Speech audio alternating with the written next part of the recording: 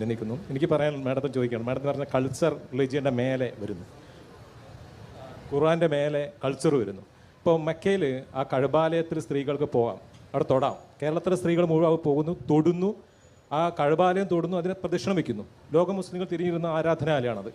അങ്ങനെ കണ്ടിട്ടും പോയി കണ്ടിട്ടും അനുഭവിച്ചിട്ടും നേരെ ചൊവ്വെ കണ്ടിട്ടും ഇവിടുത്തെ കേരളത്തിലെ സ്ത്രീകൾക്ക് ഇവിടുത്തെ പള്ളികളിൽ പ്രവേശനം വേണ്ട രീതി സാധിക്കുന്നില്ല എന്നൊരു പ്രശ്നമുണ്ട്. ഇപ്പോൾ മറിയം ബീവി ഈസാ നബിയുടെ അമ്മ, അവരാണ് മുസ്ലിം ലോക മനുഷ്യർക്ക് മുഴുവൻ മോഡലായിട്ട് ഖുർആൻ ചിത്രീകരിക്കുന്നത്. അവർ പള്ളിയിൽ ജീവിച്ചിരുന്ന സ്ത്രീയാണ്, പള്ളിയിൽ ജീവിച്ചിരുന്നു, പള്ളിയിൽ വെച്ച് ദൈവം നേരിട്ട് ഭക്ഷണം കൊടുത്തു എന്ന് ഖുർആൻ പറയുന്നു. പള്ളിയിൽ ജീവിക്കുന്നു. എന്നിട്ടും ഇത് കണ്ടിട്ടും വായിച്ചിട്ടും കേരളത്തിലെ മുസ്ലിം സ്ത്രീകൾക്ക് പള്ളിയിൽ പ്രവേശനം മറ്റു മതക്കാരെ അതിനൊക്കെ അപ്പുറത്ത് സാധിക്കേണ്ടത് 1400 വർഷമായിട്ട് സ്ത്രീകൾ പോകുന്നു, സാധിക്കാത്തത് എന്ത് കൊണ്ടായിരിക്കും എന്ന് മാഡത്തിന് മറുപടി പറയാമോ? ഈ ചോദ്യം കുറച്ച് ഇതാണ്, എനിക്കറിയാം. അത്രയ്ക്കൊക്കെ ചിന്തിക്കാനുള്ളൊരു ഇതായിട്ടില്ലല്ലോ. ആക്ച്വലി ഇറ്റ്സ് കൾച്ചറലായിട്ട് ഉണ്ടാക്കിയെടുത്തൊരു കാര്യമാണത്. അപ്പം it's never said that woman can't enter മസ്ജിദ്. പക്ഷേ ചില ആൾക്കാർ ഉണ്ടാക്കിയെടുത്ത കാര്യങ്ങളാണ് അവിടെ എൻട്രൻസ് ഇല്ല, അവിടെ വുമൺ എൻ്റർ ചെയ്യാൻ പാടില്ല എന്നുള്ളത്. അപ്പം that should be change. That is also part of woman revolution and I think it will be change. അസ്സലാമു അലൈക്കും വറഹ്മത്തുള്ളാഹി വബറകാതുഹു. ബഹുമാനപ്പെട്ട മുനവ്വർ അലി ശിഹാബ് തങ്ങൾ നാമേരെ ബഹുമാനിക്കുകയും ആദരിക്കുകയും ചെയ്യുന്ന ബഹുമാനപ്പെട്ടവരുടെ പ്രിയപ്പെട്ട പുത്രി ഒരു അഭിമുഖത്തിൽ പറഞ്ഞ ഒരു വിഷയം, അത് മുസ്ലിം സമൂഹത്തിനും സമുദായത്തിനും വലിയ രീതിയിൽ ചർച്ചകൾ നടക്കുകയാണ്. ആ ബീവി പറയുന്നത്, ബീവിയോട് ചോദിക്കപ്പെടുന്നത് പെണ്ണുങ്ങൾ പള്ളിയിൽ പോകുന്ന കാര്യത്തെക്കുറിച്ചാണ്. മറിയം ബീവി പള്ളിയിലാണ് വളർന്നതും അതുപോലെ പരിശുദ്ധമായ ഹറമീൻ മദീനയിലും മക്കയിലും പെണ്ണുങ്ങൾ പള്ളിയിൽ പോകുന്നുണ്ട്, തവാഫ് ചെയ്യുന്നുണ്ട്. ഇങ്ങനെ ഓരോ കാര്യങ്ങൾ പറഞ്ഞ് വിശദീകരിച്ചു കൊണ്ടാണ് ചോദ്യം. പെട്ടെന്ന് അപ്പോൾ പെണ്ണുങ്ങൾ കേരളത്തിൽ എന്തുകൊണ്ട് പള്ളിയിൽ പോകുന്നില്ല എന്ന രീതിയിലുള്ള ചോദ്യങ്ങൾ. പെണ്ണുങ്ങൾ പള്ളിയിൽ പോകാത്തതിനെക്കുറിച്ച് ചോദിക്കപ്പെടുമ്പോൾ നാം മനസ്സിലാക്കേണ്ട ഒരു കാര്യമുണ്ട്. ഇവിടെ ഒരു പെണ്ണുങ്ങൾക്കും ഒരു ബേജാറുമില്ല ഈ കാര്യത്തിൽ. പെണ്ണുങ്ങൾ പള്ളിയിലേക്ക് പോകണമെന്നതിൻ്റെ പേരിൽ ഏതെങ്കിലും ഒരു നാട്ടിൽ പെണ്ണുങ്ങൾ പള്ളിയിലേക്ക് പോകാൻ അനുവദിക്കണമെന്ന് ഒരു സമരം നടത്തിയതായിട്ടോ, ഇത്തരക്കാരായ ചാനൽക്കാർക്ക്, ഇവർ അഭിമുഖം നടത്തുന്ന ഇത്തരക്കാർ ചാരണക്കാർക്കാണ് ഏറ്റവും വലിയ ദുഃഖം. പെണ്ണുങ്ങളെന്ത് പള്ളിയിൽ പോകുന്നില്ല, അനാവശ്യമായ വിഷയത്തിൽ ഇടപെട്ടുകൊണ്ട്. കാരണം ഒരു ഇത്തരത്തിലുള്ള വിഷയത്തെക്കുറിച്ച് ഒരാൾ അഭിമുഖത്തിൽ സംസാരിക്കുമ്പോൾ അതിൻ്റെതായ തികഞ്ഞ ഒരു കഴിവ് വേണം. കാരണം അത് എന്തുകൊണ്ട് എന്നതിനെക്കുറിച്ച് കൃത്യമായി പഠനം നടത്തിയ ഒരാളോടാണ് ചോദിക്കേണ്ട ചോദ്യം. ഇത്തരത്തിലുള്ള ചോദ്യങ്ങൾ, പെട്ടെന്നൊരു ചോദ്യത്തെക്കുറിച്ച്, നാം ഒരു പഠിക്കാത്ത വിഷയത്തെക്കുറിച്ച് പെട്ടെന്നൊരു ചോദ്യം ഉണ്ടാകുമ്പോൾ, കാരണം എന്തെങ്കിലും ഒന്ന് ചിലപ്പോൾ പറഞ്ഞു പോകും. കാരണം ആ ഒരു പ്രായം അങ്ങനെയാണ്. നാം ചോദിക്കുന്നതിന് മുമ്പ് അതിനെക്കുറിച്ച് നന്നായി പഠിച്ചവരോട് ചോദിക്കുമ്പോൾ അവർക്ക് കൃത്യമായി മറുപടി പറയും. എന്തുകൊണ്ട് ഏതൊരു നോക്കൂ, ഹദീസുകൾ പരിശോധിച്ച് നോക്കുമ്പോൾ പെണ്ണുങ്ങൾ പള്ളിയിൽ പോകുന്നതിന് വിരോധിക്കുന്ന ഒരാടത്തും കാണൂല. പിന്നെ പള്ളിയിലും ഇമാം ജമാഅത്ത് ജുമാക്ക് പോകുന്ന വിഷയത്തിനാണ് ഇവിടെ തർക്കമുള്ളത്. ഇങ്ങനെ പോകുന്നതിനെ കുറിച്ച് മഹാന്മാരായ പണ്ഡിതന്മാർ, പ്രഗത്ഭരായ മുജ്തഹിദീങ്ങളായ ഇമാം ഷാഫിയെ പോലത്തെ പണ്ഡിതന്മാർ വളരെ ഗൗരവത്തോടു കൂടി അതിൻ്റെ കാരണങ്ങളൊക്കെ വിശദീകരിക്കുന്നു. ഖുർആൻ നോക്കി പരിശുദ്ധമായി ദീനി വിധിവിലക്കുകൾ പറയാൻ കഴിവുള്ള പ്രഗത്ഭരായ പണ്ഡിതന്മാർ അവരൊക്കെ പറഞ്ഞതാണ് പെണ്ണുങ്ങൾ പള്ളിയിൽ പോകുന്നതിനെക്കുറിച്ചും പോകാൻ പാടില്ല എന്നതിനെക്കുറിച്ചും വളരെ കൃത്യമായി പഠിപ്പിച്ചിട്ടുണ്ട്. അപ്പോൾ അതിനെക്കുറിച്ച് കൃത്യമായി പഠിച്ചവരോട്, പഠനം നടത്തിയവരോട് ആയിരിക്കണം ഇത്തരത്തിലുള്ള ചോദ്യങ്ങൾ. പെട്ടെന്ന് ഇങ്ങനെ ചോദ്യങ്ങളും, അതും ചോദിക്കുന്നതിന് മുമ്പ് ഒരുപാട് വിശദീകരണം, മറിയം ബീവി പള്ളിയിൽ തന്നെയാണ് വളർന്നതും എന്ന രീതിയിൽ ചോദിക്കുമ്പോൾ തീർച്ചയായും പെട്ടെന്ന് അതിനൊരു മറുപടി പറഞ്ഞു പോകും. ഏതൊരു വിഷയത്തിന് നാം പഠിക്കാത്ത വിഷയത്തെക്കുറിച്ച് ചോദിക്കുമ്പോൾ പെട്ടെന്ന് മറുപടി പറഞ്ഞു പോയാൽ പിന്നെ അത് നമുക്ക് ഖേദമുണ്ടാകും. എൻ്റെ പ്രിയപ്പെട്ട ഇത്തരത്തിലുള്ള അഭിമുഖം നടത്തുന്ന ചാനലുകാരുമായി പരിശുദ്ധമായ ദീനിനെക്കുറിച്ച്, ഫർദയെക്കുറിച്ച്, ദീനുമായി ബന്ധപ്പെട്ട വിഷയത്തെക്കുറിച്ച് ചോദിക്കുമ്പോൾ മതപരമായ വിഷയത്തിൽ അഭിപ്രായം പറയാനുള്ള പക്വതയും അതിനെക്കുറിച്ചുള്ള ഒരു ശരിയായ രീതിയിലുള്ള പഠനവും ഞാൻ നടത്തിയിട്ടില്ല. ഇൻഷാ അല്ലാഹ് അത് നടത്തിയിട്ട് എനിക്ക് നിങ്ങളോട് സംസാരിക്കാം എന്ന രീതിയിൽ മറുപടി പറയണം. കാരണം അതിനെക്കുറിച്ച് ഇപ്പം തന്നെ ഈ മറുപടി പറഞ്ഞതിന് ബഹുമാനപ്പെട്ട മുനവ്വർ ശിഹാബ് തങ്ങൾ പറയുന്നുണ്ട്.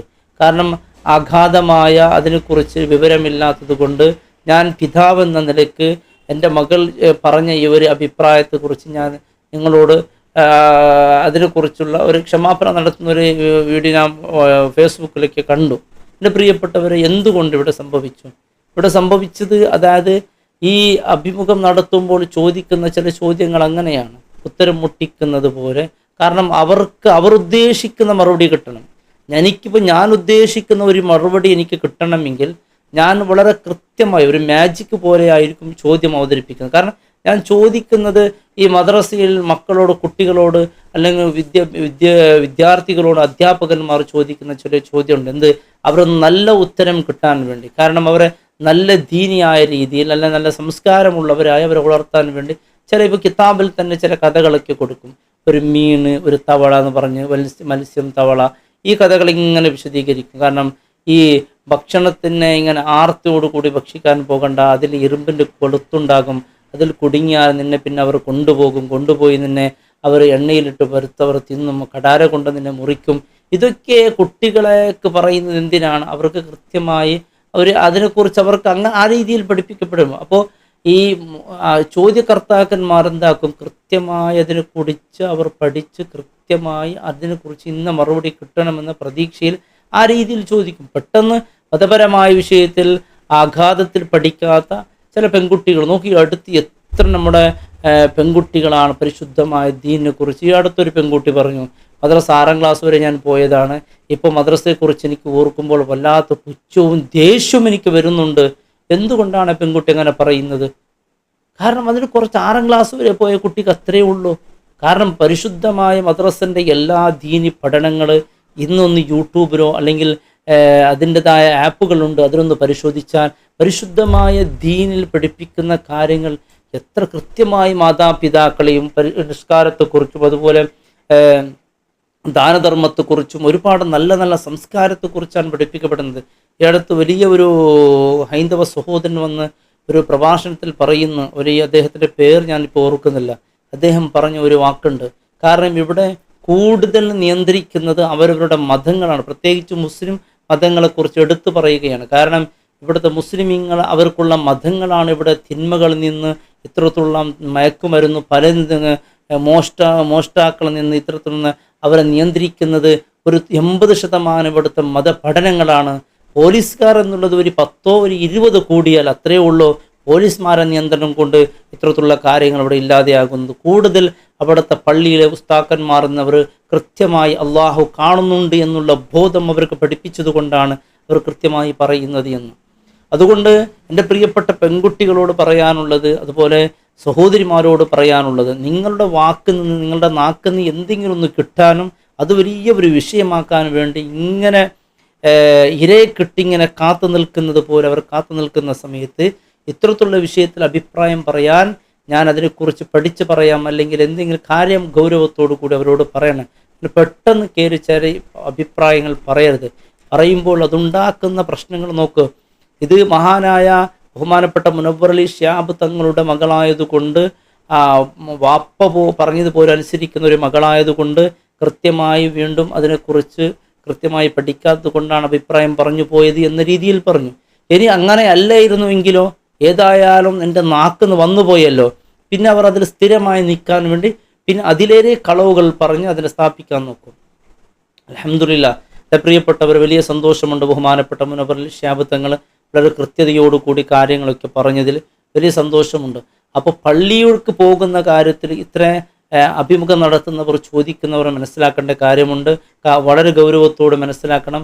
ആർക്കും, ഒരു സഹോദരിമാർക്കും ഇവിടെ പള്ളിയിൽ പോകണമെന്ന് വാശി പിടിക്കുകയോ അതിനെക്കുറിച്ച് എന്തെങ്കിലും ദുഃഖം പ്രകടിപ്പിക്കുകയോ, നമുക്ക് വലിയ വലിയ മഹല്ലത്തിൽ നേതൃത്വം ചെയ്യുന്ന ഒരുപാട് പ്രഗത്ഭരായ പണ്ഡിതന്മാരോട് ചോദിച്ചു നോക്കി, ഏതെങ്കിലും ഒരു മഹല്ലത്തിൻ്റെ ഏതെങ്കിലും ഒരു സ്ഥലത്ത് പെണ്ണുങ്ങൾ ഇത്തരത്തിലുള്ള രീതിയിൽ പെരുമാറിയതോ പള്ളിയിൽ പോകേണ്ട വിഷയത്തിൽ ദുഃഖിച്ചതോ അല്ലെങ്കിൽ സങ്കടപ്പെട്ടതോ ഒന്നുമില്ല. കാരണം അവർക്ക് മതപരമായ കാര്യങ്ങൾ അവിടുത്തെ സഹോദരിമാർക്കറിയാം. കാരണം പ്രഗത്ഭരായ പണ്ഡിതന്മാരൊക്കെ ഇതിനെക്കുറിച്ച് ഗൗരവത്തിൽ പറഞ്ഞാൽ തീർച്ചയായും അതിൽ കാര്യമുണ്ട് എന്നവർ മനസ്സിലാക്കിയവരാണ്.